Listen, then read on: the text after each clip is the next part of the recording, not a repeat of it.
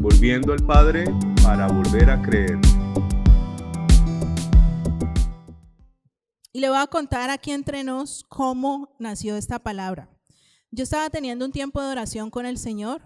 Tampoco le voy a decir pues que era el momento más así místico, que estaba orando en oración, en ayuno. No, era un momento entre Dios y yo, más bien casual. Estaba en mi cuarto, estaba en mi cama y estaba reflexionando en muchas cosas de mi propio ser, de mi vida que estaba poniendo delante del Señor.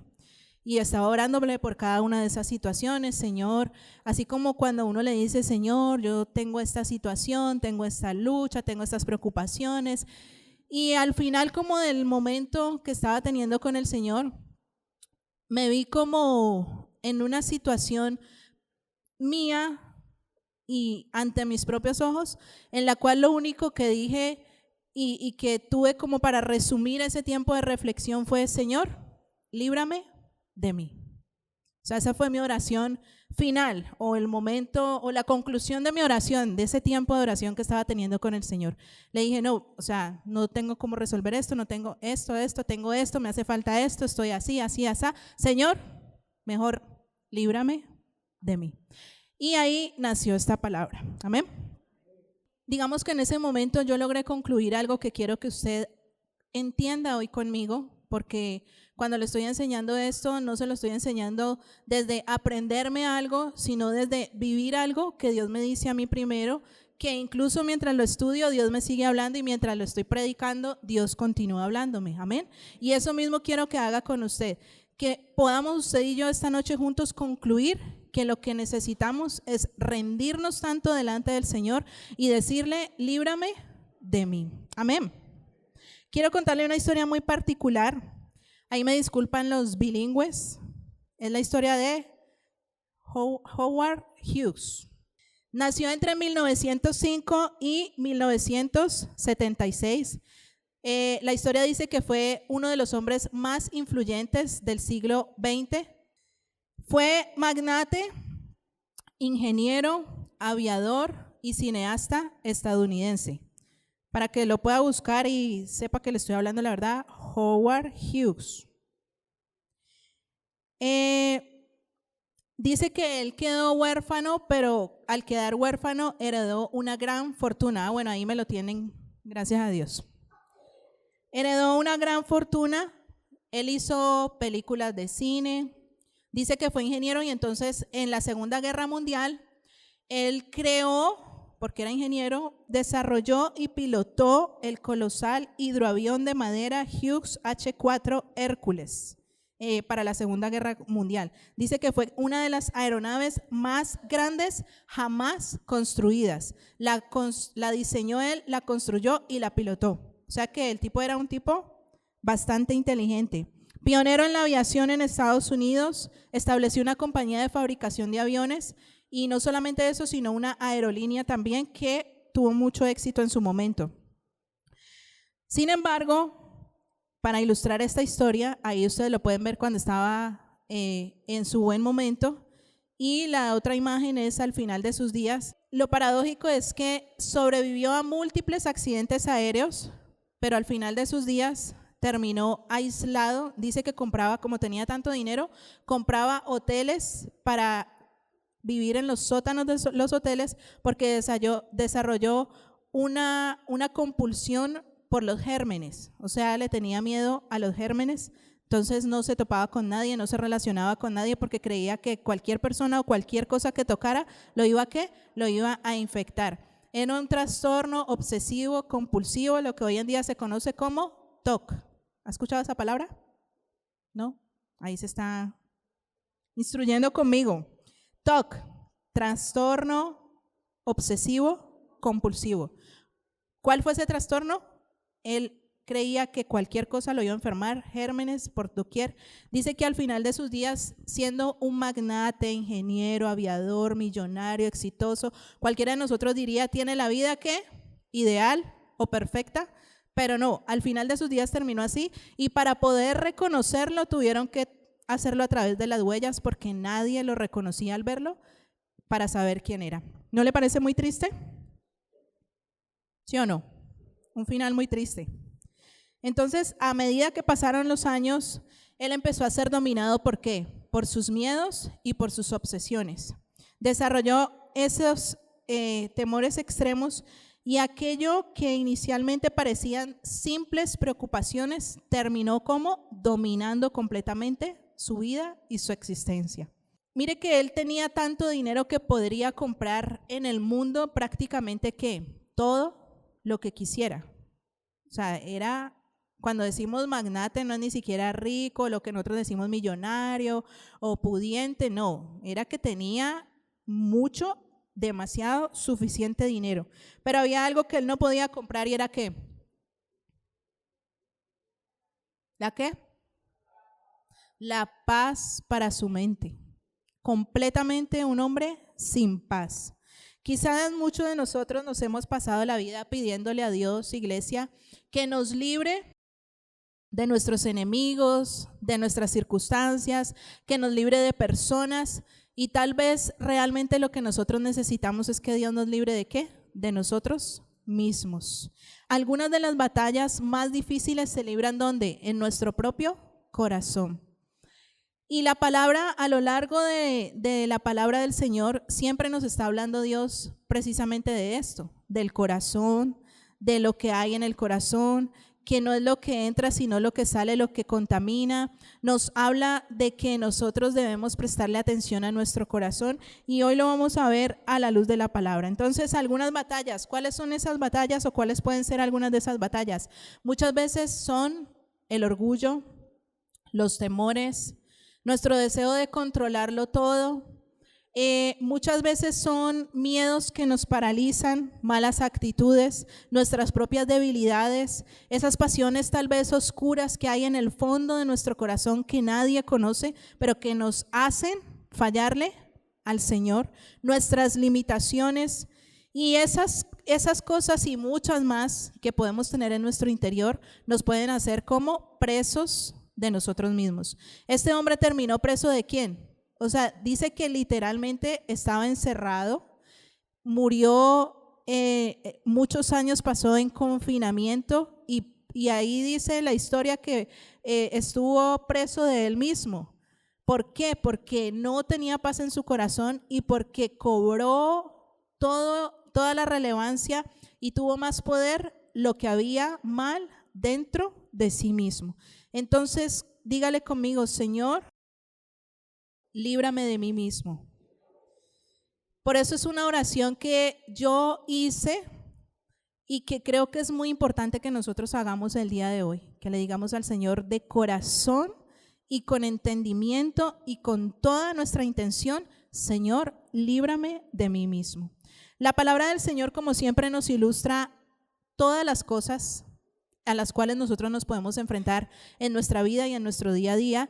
Y esta oración no la encontramos literalmente en líbrame de mí, pero vamos a ver cómo lo dice la palabra del Señor. Lucas 18, 9 al 14, acompáñeme por favor. Vamos a ver esta frase en una historia que todos conocemos. ¿Parábola de qué? Bueno, en mi Biblia está el título Parábola del fariseo y el publicano. A unos que confiaban en sí mismos como justos y menospreciaban a los otros, dijo también esta parábola. Versículo 10. 2 hombres subieron al templo a orar. Uno era fariseo y el otro era publicano. Versículo 11. El fariseo puesto en pie oraba consigo mismo de esta manera. Dios, te doy gracias porque no soy como los otros hombres, ladrones, injustos, adúlteros, ni aún como este publicano. Versículo 12. Ayuno 2 veces a la semana, doy diezmos de todo lo que gano. O sea, era como un hermanito ejemplar, ¿cierto? Según él. Dice el versículo 13, mas el publicano, estando lejos, no quería ni aún alzar los ojos al cielo, sino que se golpeaba el pecho diciendo, Dios, sé propicio a mí, pecador. O sea, le estaba diciendo al Señor, líbrame de mí. Versículo 14, os digo que éste descendió a su casa justificado antes que el otro, porque cualquiera que se enaltece será, Diga conmigo, será como humillado. Y el que se humilla será enaltecido. Yo como siempre quiero leerle otra versión más cotidiana o más fácil o sencilla de comprender en nuestras propias palabras. Entonces, ¿qué dice la palabra del Señor? Empieza ese versículo en esta traducción que me pareció muy fácil de entender. Dice que Jesús se la contó y mire cómo empieza diciendo, a algunos que tenían mucha confianza en su propia rectitud y despreciaban a los demás. Entonces, cuando el versículo empieza diciendo que aquellos que se confían a sí mismos como justos, realmente ¿qué está diciendo? Es aquellos que por alguna razón o por algún motivo en algún momento de nuestra vida nos creemos ¿qué? Mejor que otros. No porque tengamos más dinero, sino que aquí está hablando de una condición moral, de una condición ¿de qué? De conducta. Y a veces así juzgamos a los demás, ¿cierto? No, es que yo voy a la iglesia, yo soy mejor que fulanito que tal, mejor que mi familia, mejor que mi esposo, mejor que mi esposa, porque es que yo oro, yo ayuno, yo busco a Dios. Y aquí está diciendo verdaderamente que eso es ¿qué? Un peligro.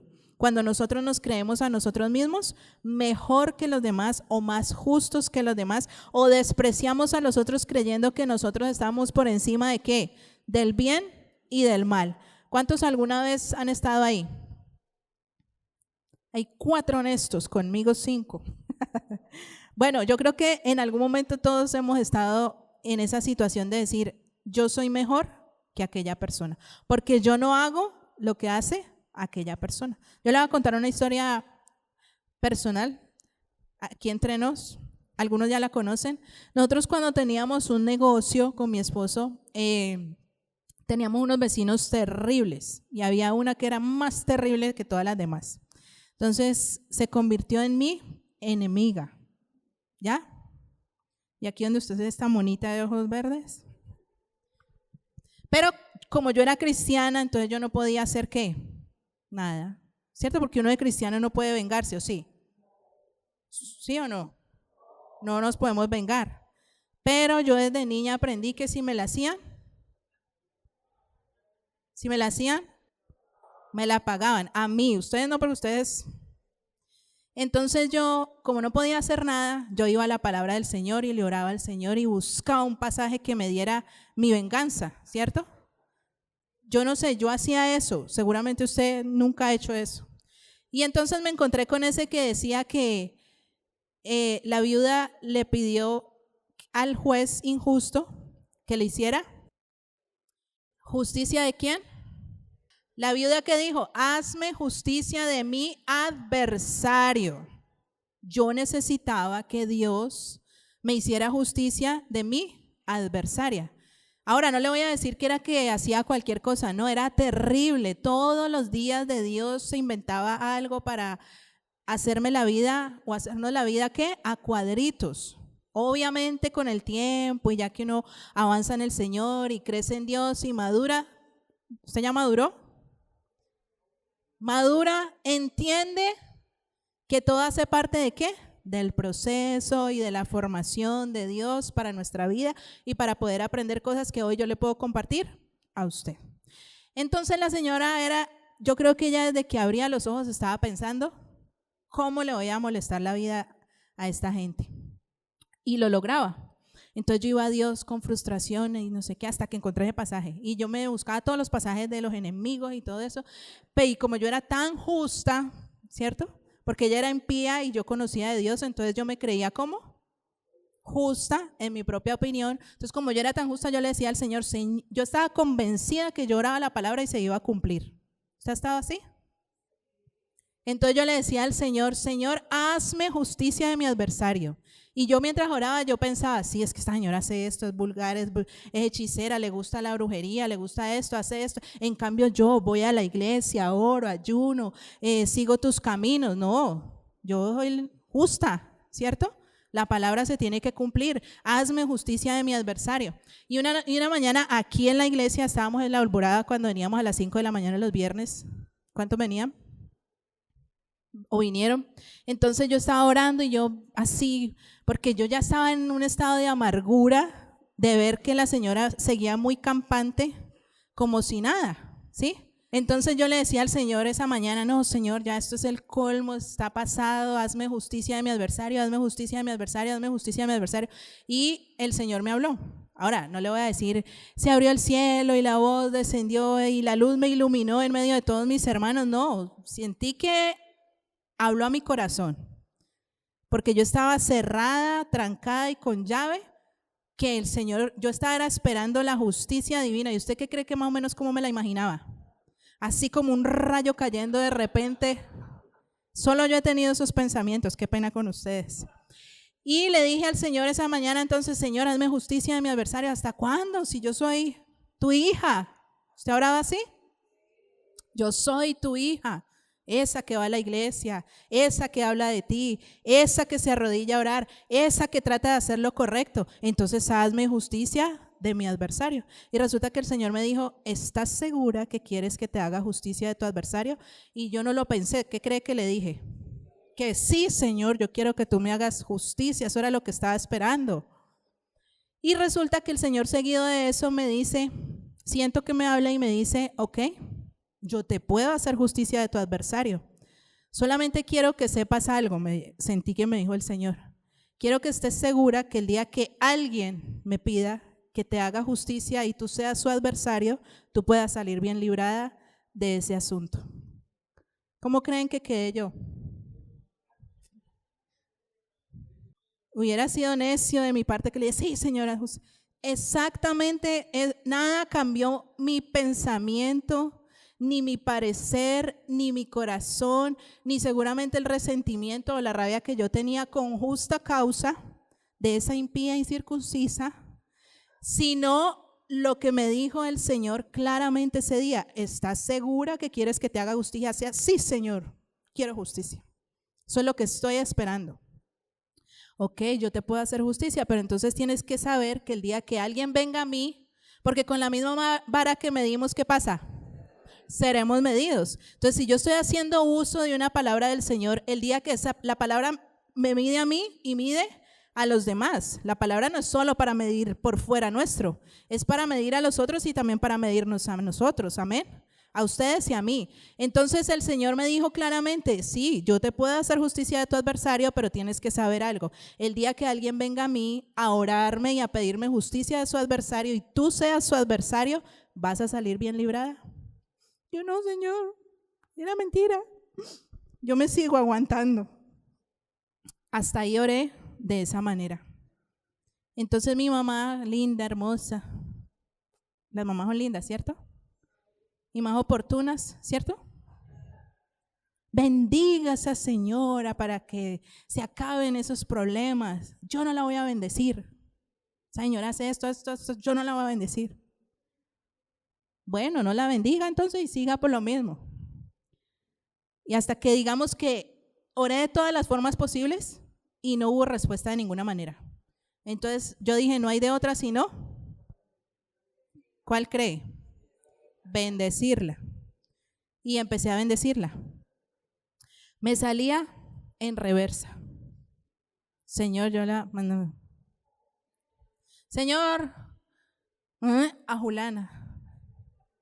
Tú sabes lo que quiero decir. No, ¿verdad? Me tocó hacer ese proceso. Solo hasta ahí, cuando ya al principio no me salía de corazón, ¿para qué iba a venir aquí a chicanear? No me salía de corazón, lo hacía por obedecer y porque ya lo había intentado todo y nada había funcionado, realmente. Yo dije, pues ya, ¿qué más da? Es lo último que me falta por hacer, porque no puedo cobrar venganza por mi propia mano. Entonces voy a bendecirla. Listo, no me salía, empecé a bendecirla. Con los meses, no sé, todo se convirtió de un momento a otro en paz, amor. Terminamos abrazándonos un diciembre, dándonos el feliz año, bendiciéndola, orando por ella. Nunca me imaginé eso, pero ¿quién lo hizo? Dios solamente. Cuando nosotros nos rendimos delante del Señor, entonces mire todas las cosas que uno tiene en su corazón, pero sin embargo, en ese momento de mi vida, cuando yo venía a Dios a presentar esa situación, yo venía a presentarme prácticamente como el fariseo. Yo no soy como ella, yo no hago lo que hace ella, yo no actúo de esa manera porque yo soy tu hija. Y entonces, ¿cómo me veía a mí el Señor? Tal cual como el fariseo. Mientras, con todo y su maldad, ¿qué tal que ella fuera Dios y le dijera, Señor, perdóname porque yo le hago la vida imposible a esta gente? Ay, pero es que no me lo resisto, y luego vuelve a lo mismo, pero en fin. ¿De quién tiene Dios misericordia finalmente? De aquel que sabe reconocer sus faltas y se humilla delante del Señor. Entonces, ¿cree que nosotros necesitamos decirle hoy al Señor, líbrame de mí? Necesitamos decírselo no solamente hoy, no solamente en este momento, sino todos los días. Señor, líbrame de mí. No podemos creernos justos en nuestra propia opinión, ni mejores que nadie, porque si hay algo que a Dios le choca, es que la soberbia, la altivez. ¿De qué necesitamos ser librados, iglesia? No siempre necesitamos ser librados de grandes pecados o de enemigos visibles, como a veces nosotros pensamos que es solamente. Muchas veces necesitamos ser librados de aquello que llevamos ¿dónde? Dentro de nosotros mismos. A veces necesitamos ser libres y librados del orgullo que no nos deja reconocer nuestras faltas o pedir perdón. A veces necesitamos ser librados del miedo que nos paraliza y nos imposibilita seguir adelante. A veces necesitamos ser librados de tener siempre la razón. A veces necesitamos ser librados de la amargura que quiere controlar nuestro corazón, porque hemos sufrido, porque nos ha ido mal, porque hemos tenido situaciones difíciles. A veces necesitamos ser libres de la comparación con otros, del deseo de controlar todo. ¿Cuántos quieren controlar todo aquí? De la autosuficiencia que nos hace creer que podemos solos.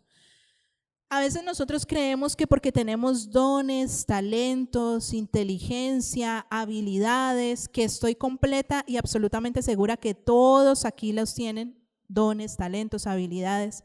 Y a veces pensamos que estamos donde estamos o vamos a lograr cosas o logramos cosas por esos dones, por esas habilidades, por esos talentos. Usted dice, no, es que nadie lo hace como yo. No hay otro igual a mí. Líbrame, más bien diga, líbrame de mí. Lo más peligroso es que muchas veces no tenemos enemigos en las personas que nos rodean, sino que es lo que tenemos dentro, de lo cual nosotros tenemos que ser libres y que reaccionamos desde un corazón que no ha sido transformado. Créame que la historia que yo le acabo de contar de mi propia vida fue hace como 20 años por ahí, hace poquito. Pero en ese momento mi corazón no estaba como transformado.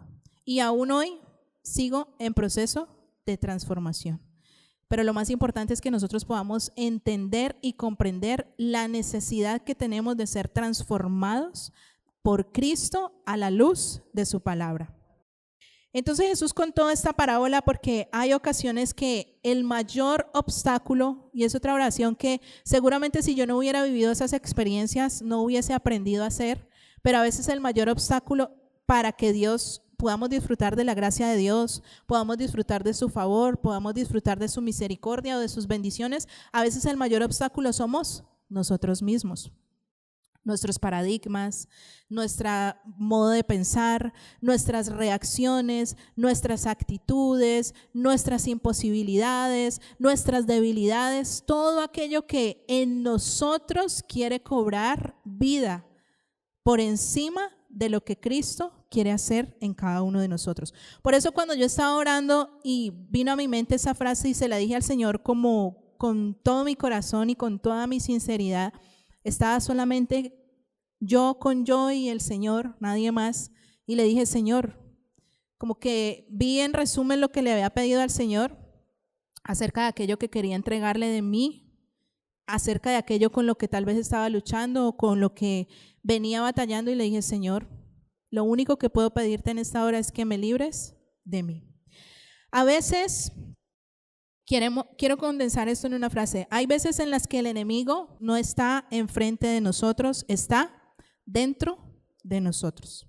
Tiene nuestra voz, piensa con nuestra mente, siente con nuestros sentimientos o emociones y muchas veces nos convence de que el problema siempre son los demás.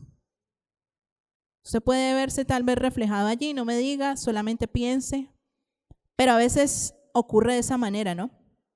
Y hoy en día, en toda la psicología que se está manejando y las terapias positivas y mente positiva, ganadora, qué sé yo, siempre están diciendo que tiene que hablarse de forma amable, tiene que pensar positivo, tiene que visualizarse, pero mire que no es nada nuevo a lo que dice ¿qué?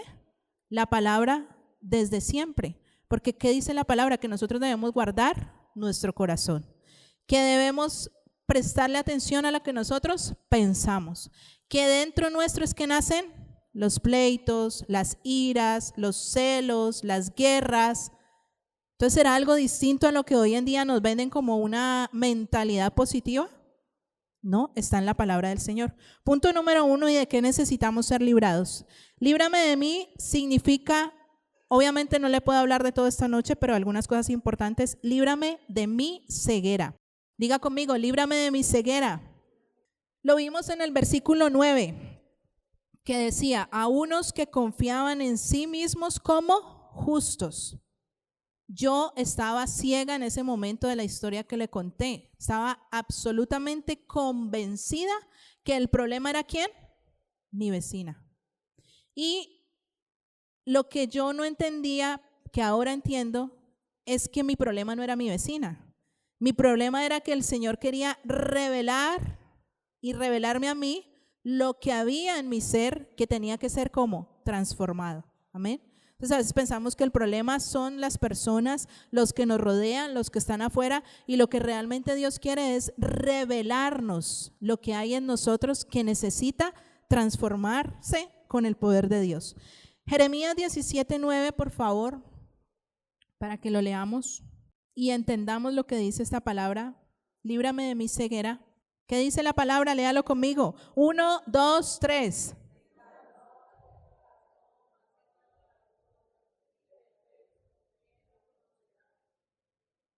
¿Qué corazón es engañoso y perverso más que todas las cosas? ¿El mío? Diga el mío. Mi corazón. Dice la Biblia, no lo digo yo. Es como engañoso. O sea que nos ciega el entendimiento, nos hace creer lo que no es, nos hace pensar de manera que no corresponde, nos convence de algo que no es cierto, porque dice que este corazón es como engañoso. Y aparte de ser engañoso, es como, no dice que es malo, es mucho más que malo, es como perverso. Sí, mira a su vecino, usted con esa carita tiene ese corazoncito. No le diga, solo mírelo, mírela, esa carita tan dulce, pero tiene ese corazón engañoso y ¿qué? Y perverso. Dice más que todas las cosas. Entonces, si hay algo en la vida en lo cual usted y yo no podemos confiarnos, ¿es en qué?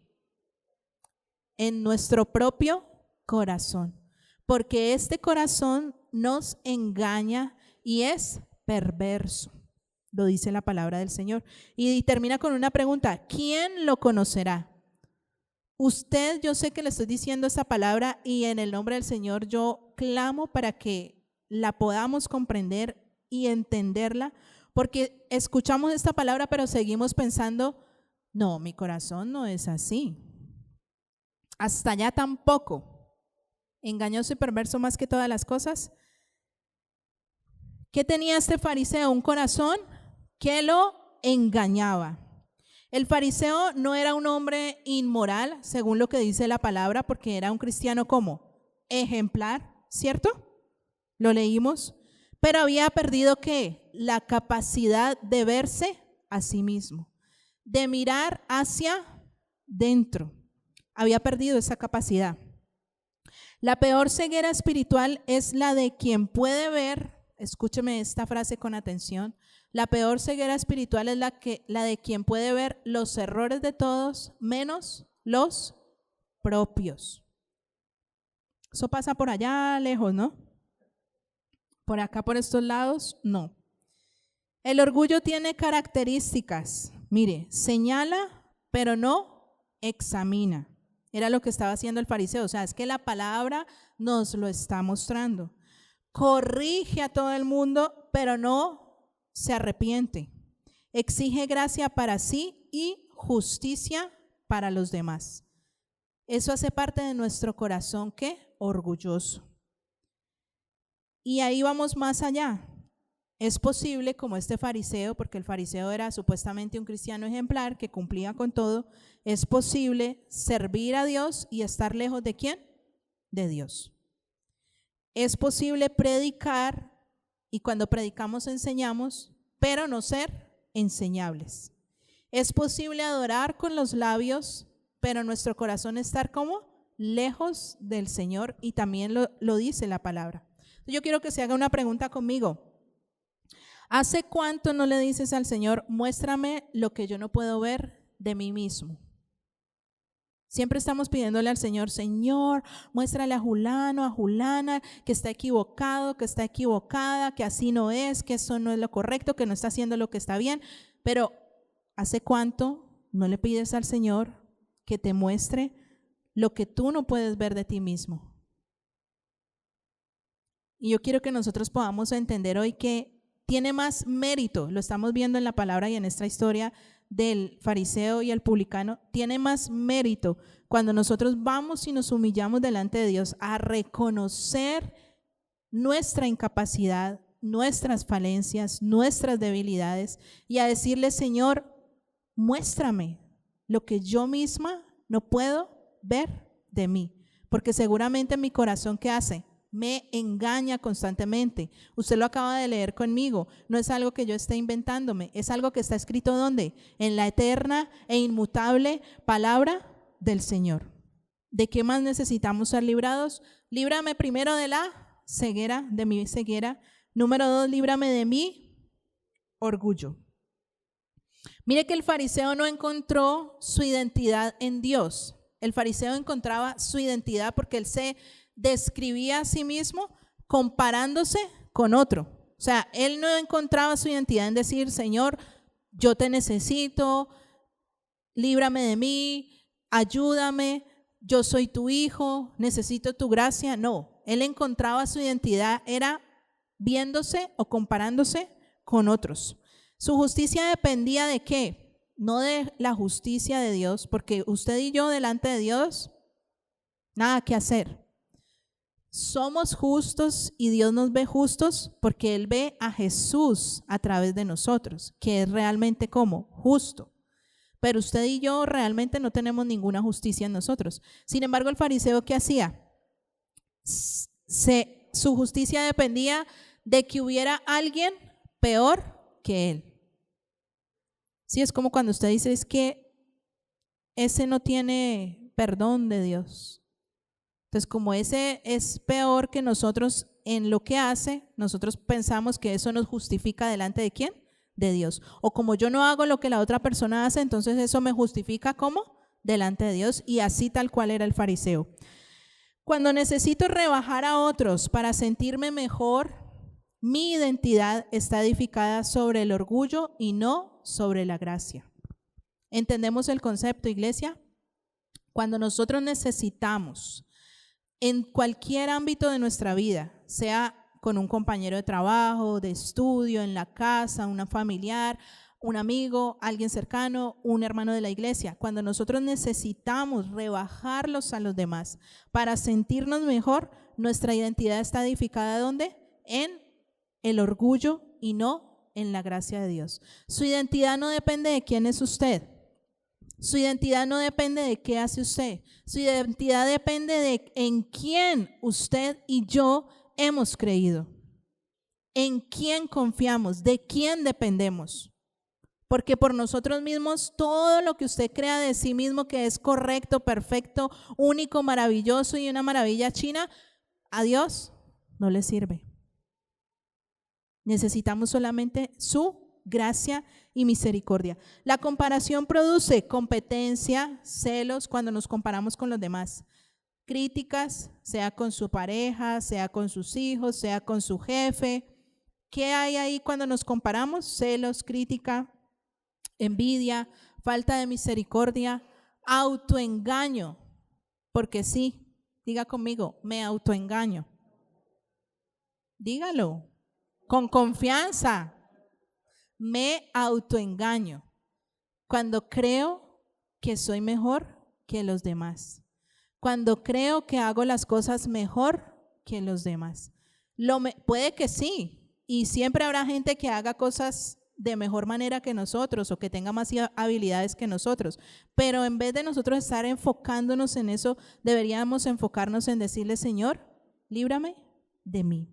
El orgullo siempre necesita un escenario, como las grandes estrellas, para lucirse, para verse, para que lo admiren. La humildad solo necesita la presencia de Dios. ¿Y usted y yo qué necesitamos hoy? La presencia del Señor. Algunos no viven para agradar a Dios, sino para quedar bien delante de la gente. Piense conmigo, yo seré uno de ellos. Hay gente que no vive para agradar a Dios, o sea, no está enfocando sus esfuerzos, su capacidad, su mente, su comportamiento, sus actitudes para agradar a Dios, que finalmente es el que nos ve, nos conoce, y ese corazón que usted y yo tenemos, ¿lo ve quién? Dios. Hay gente que no vive para agradar a Dios, hay gente que vive para complacer a la gente, a los demás. No viven para agradar a Dios, sino para quedar bien delante de los demás. Que me vea bien, que crean que estoy bien, que no se den cuenta que yo me equivoco, que yo fallo, que yo soy un ser humano común y corriente. Y hay personas que se enfocan más en eso que realmente ¿en qué? En agradar al Señor. Pero nosotros no somos de esos, amén. Por fe. No somos de esos y vamos a aprender a no serlo, amén. Pregúntese ahí donde está: ¿cuántas veces has medido tu espiritualidad comparándote con otros y no con Jesús? ¿Cuántas veces hemos medido nuestra espiritualidad comparándonos con otros y no comparándonos con quién? Volvemos al mismo punto, ¿no? Cuando yo digo, es que ella es esto, hace, dice, y yo, en cambio, voy a la iglesia. Entonces estoy midiendo mi espiritualidad comparándome con otra persona, pero no con Jesús. Y nuestra medición debe estar ¿con quién? En Jesús. Porque la Biblia dice que nosotros debemos ser imitadores ¿de quién? De Cristo. No que tenemos que ser mejores que nadie, tenemos que imitar a Cristo. Entonces lo primero dijimos que era: líbrame de mi ceguera, porque el corazón nos engaña. Número 2, líbrame de mi orgullo. Número 3, líbrame de mi autosuficiencia. Mire que el fariseo estaba completamente convencido y era autosuficiente. Yo ayuno, yo oro, yo hago, yo diezmo. ¿Estaba lleno de qué? De ego, de autosuficiencia, de yo. Su oración estaba llena de religiosidad, pero vacía de dependencia. Muchas veces vamos a Dios así, llenos de religiosidad. Señor, y en el nombre de Jesús, y oramos con la palabra, pero lejos de depender verdadera y realmente y conscientemente de nuestro Señor, con palabras muy bonitas, muy adornadas, y eso es, no digo que esté mal, pero si esas palabras bonitas, adornadas, lindas, no están cargadas del Espíritu, simplemente son palabras, simplemente religiosidad, y no hay dependencia realmente de Dios. No toda actividad espiritual es sinónimo de una relación viva con Dios. Nosotros podemos estar aquí en la iglesia, podemos alzar las manos, podemos cantar, pero nuestro corazón lejos del Señor. Podemos acostumbrarnos a eso, a cantar sin adorar. Cuando nosotros, por ejemplo, estamos aquí, y pasa mucho porque uno tiende a distraerse, está cantando las alabanzas o las adoraciones, pero usted está pensando en todo menos en lo que está en el momento cantando, diciéndole a Dios. Mire, haga el ejercicio de cerrar sus ojos. No es porque sea algo místico ni le vaya a aparecer la nube o la chequina de repente, puede que sí, pero no es por eso. Es porque cuando usted cierra sus ojos, usted deja de ver quién pasa, quién hace, cómo se mueven, qué ocurre, y se enfoca en su verdadera adoración con el Señor. Hágalo como ejercicio y usted va a darse cuenta cómo su forma de adorar realmente no es solo cantar, sino que está conectado con la presencia del Señor. Hágalo como ejercicio. Podemos acostumbrarnos a servir sin amar. Por eso la palabra dice en 1 Corintios 13 que yo puedo hacer 1000 cosas. Incluso dice que puedo dar mi vida y que sea quemada mi vida en ofrenda por otros. Sacrificarme. Pero si no tengo ¿qué? Amor, de nada sirve. Nosotros podemos acostumbrarnos en esa autosuficiencia a servir ¿de qué manera? Sin amor. Solo por actividad, solo por cumplir, solo por hacer, solo porque nos vean. A predicar sin quebrantarnos, a trabajar para Dios sin caminar con Dios. Hágase esta otra pregunta conmigo. ¿Cuándo fue la última vez que la presencia de Dios te llevó a reconocer tu necesidad de Él? O sea, todo va al mismo punto. Usted y yo dependemos total y absolutamente ¿de quién? Del Señor. Si nuestra relación con Él no es una relación de absoluta dependencia, entonces algo en nosotros está fallando. Porque usted y yo sin Dios no podemos. Y yo sin Dios no solamente no puedo, sino que no quiero. Número 1, ¿cuál era? Líbrame de mi ceguera. Número 2, líbrame de mi orgullo. Número 3, líbrame de ¿qué? Autosuficiencia. Número 4, líbrame de mí para encontrarte a ti. Esto es hermoso y vamos terminando en esta hora. Líbrame de mí para encontrarte a ti. Dice el versículo 13 de Lucas: Dios se propicio a mi pecador. ¿Qué le decía el publicano al Señor con esta frase o en esta sola frase? O sea, tiene tantas cosas implícitas. Dios se propicio ¿a qué? A mí. Él sabía que, mire que la Biblia dice que él estaba como de lejos, que no se atrevía ni siquiera a alzar sus ojos al cielo. Sentía como vergüenza por su condición, por su pecado. Tal vez en comparación al fariseo, sí tenía pecados de pronto mayores. Sin embargo, era tan consciente de su condición y de su necesidad de Dios que eso fue lo que lo justificó delante del Señor. ¿Usted puede comprender eso tan importante en esta noche? ¿Cómo él no fue a mostrarse o a decir, ay, es que yo no tenía otra alternativa sino robar a los demás, porque es que tengo necesidad? Es que yo no tengo otra opción sino hacer esto. Es que a mí me hicieron y entonces por eso es que yo me porto así. O sea, él no fue con ninguna justificación, sino que fue como reconociendo quién era y reconociendo simplemente que necesitaba urgentemente que Dios se apareciera ¿dónde? En su vida. El publicano no tenía argumentos. Mire que él dice, Dios sé propicio a mí. O sea, es como decirle, Señor, yo solo sé que te necesito. A pesar de mí, tal y como soy, usted y yo no podemos engañar al Señor. Nosotros engañamos a las personas, ¿sí? Porque nadie está viendo nuestro corazón, pero Dios sí está viendo nuestro corazón. Entonces Dios conoce qué tan engañoso y qué tan perverso es mi corazón.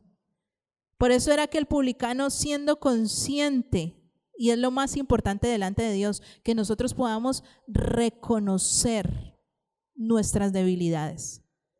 ¿Cómo vamos a ir a Dios con argumentos como el fariseo? Si realmente nada de eso sirve delante de la presencia de Dios. Necesitamos ir a Dios humillados, rendidos, diciéndole, dependo de ti, te necesito a ti. El publicano no tenía argumentos, no tenía méritos, no se comparó con nadie. Él no fue, ¿qué hizo el fariseo? Se comparó con el publicano. El publicano no se comparó con nadie. Solo se presentó delante de Dios como tal y como era. Esto es lo que hay, prácticamente le dijo al Señor, ¿cierto?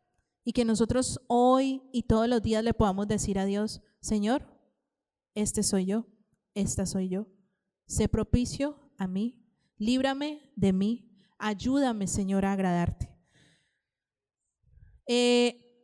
La puerta de la gracia, o sea, del acceso a la gracia del Señor, es pequeña o es baja esa puerta o ese dintel, y solo pueden pasar aquellos que se doblegan, aquellos que se agachan, aquellos que, y eso es símbolo de ¿qué, iglesia? De humildad, de rendición. Lo que el publicano perdió, ¿qué perdió el publicano? Mire, el orgullo, perdió las apariencias porque no se justificó ni quiso quedar bien, perdió la autosuficiencia, pero también recibió algo, iglesia. ¿Recibió qué? Misericordia, justificación, restauración y paz con Dios. ¿Eso lo logró quién? El publicano. Eso no lo logró el fariseo. La historia es muy diferente. Dice la Biblia que el fariseo, cuando en la versión que nos leyó yo Mario, decía que hablaba con él mismo. O sea que era tan arrogante su actitud que ni siquiera Dios escuchó la oración. O sea, no fue, la Biblia no dice que estaba orando, estaba hablando ¿con quién? Con él mismo. Todos sus argumentos y toda su justificación y todo lo que presentó en ese lugar en el templo, no estaba orando a Dios, no estaba clamando a Dios, no estaba llegando delante de la presencia de Dios. ¿Y de dónde partía ese hecho de que Dios no lo escuchara y nos deja ahí escrito? Estaba hablando con él mismo.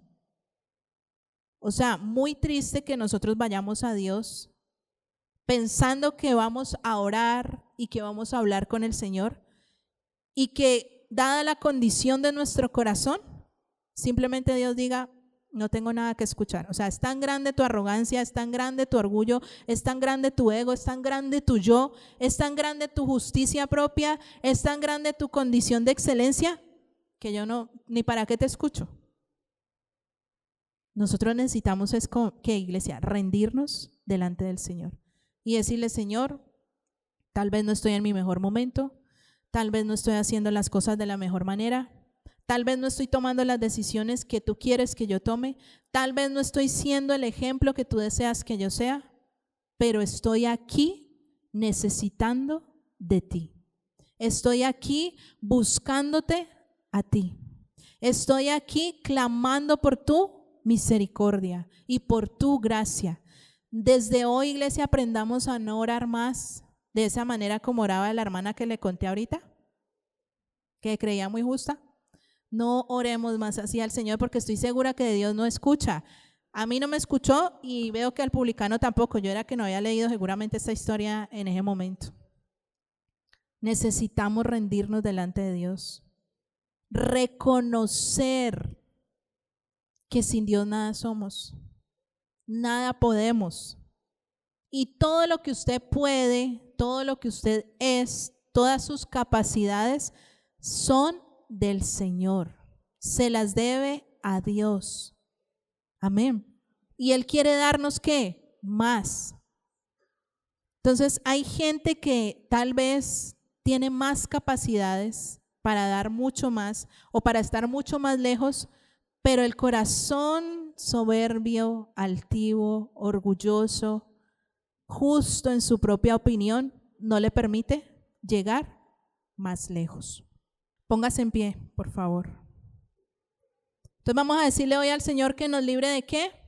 De nuestra ceguera, que nos libre de nuestro orgullo, que nos libre de nuestra autosuficiencia y que nos libre de nosotros para encontrarlo a Él.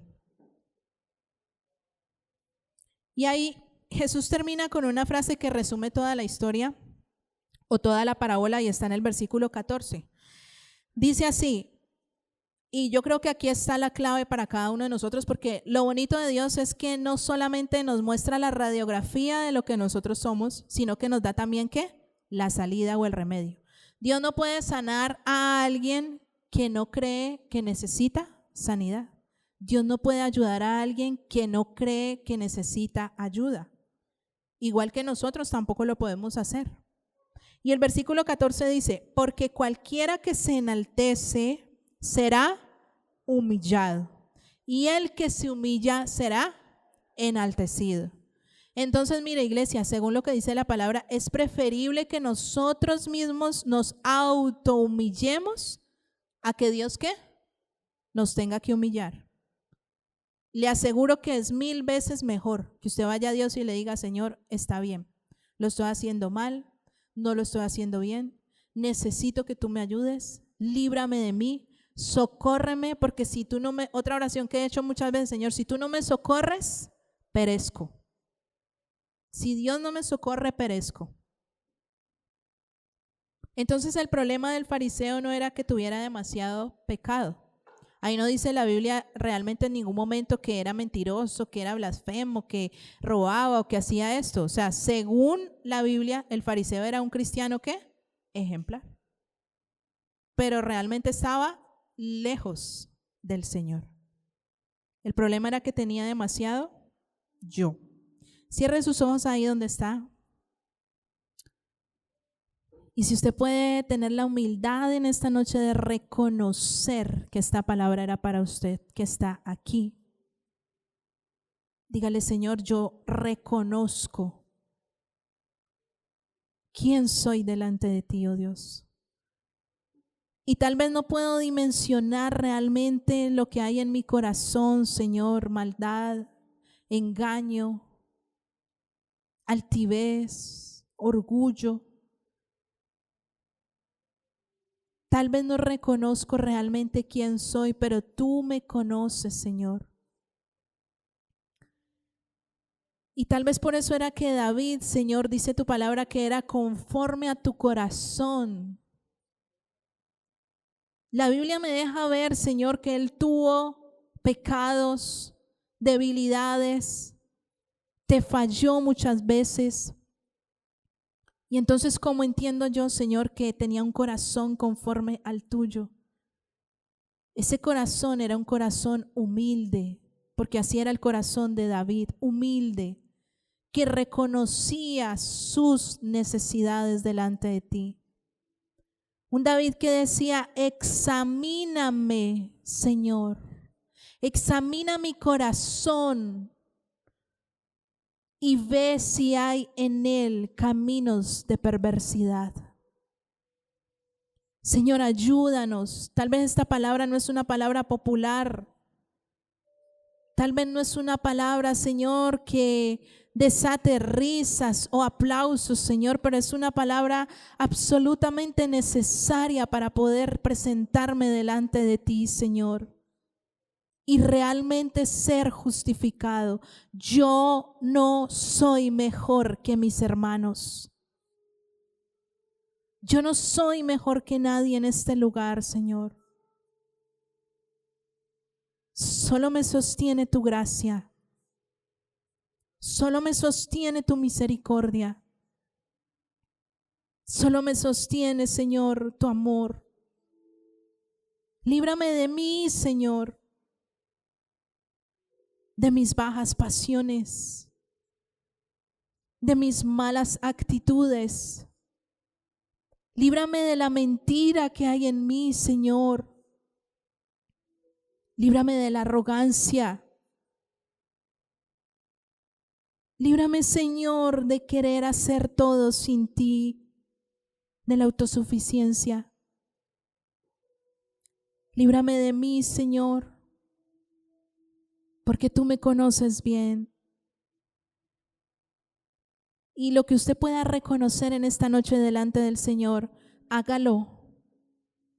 Hágalo. No porque Él no lo conozca, sino porque Él necesita nuestros corazones rendidos delante de su presencia para ser propicio a nosotros que somos pecadores. Hable allí donde está con el Señor y no calle.